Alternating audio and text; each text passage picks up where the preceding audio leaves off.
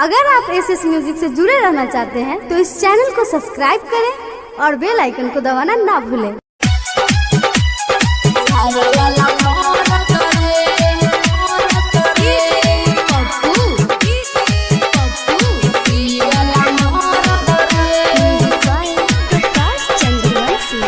चीते पटकल परल दवाई के गोजरे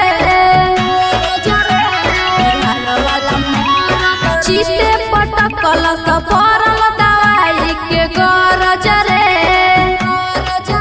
हमरा देहिया में दिल बतौर तो बिहार वाला मोरत रे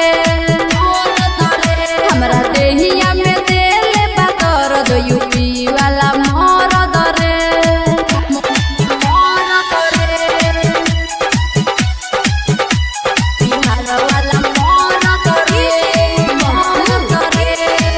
रिकॉर्डिंग स्टूडियो साहिबगंज। हमरा देहिया में दिल बतौर तो वाला मोरत रे वाला मोरत रे धइले बका की लावता नापी मन जाऊ करते ऊपरे महारता चप चप धके कमरिया अजा मिलता रे फूबरे धइले बका की लावता नापी मन जाऊ करते ऊपरे महारता चप चप धके कमरिया अजा मिलता रे फूबरे पीसे ना हरदी बाटे पे दरदी लागे ना करा तोर मरे हमरा देहिया में दिल बदौरद बेतिया वाला मोरत रे हमरा देहिया में दिल बदौरद दीवाना वाला मोरत रे बेतिया वाला मोरत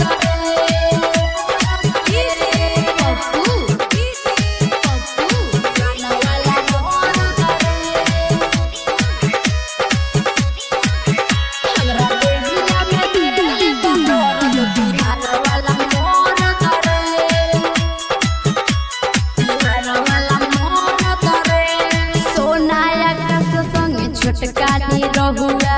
कहे करा दिहला साथी हो राजा प्रकाश सुन बारे कसाई जिंदगी के पहले बर्बादी हो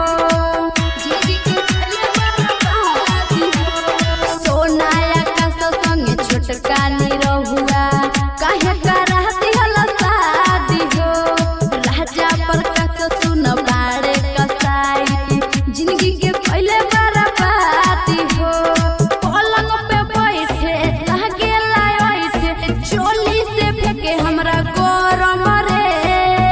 हमरा देहिया में दिल बतौरद बलिया वाला मोरत रे हमरा देहिया में दिल बतौरद छपरा वाला मोरत रे। Contact number 73526764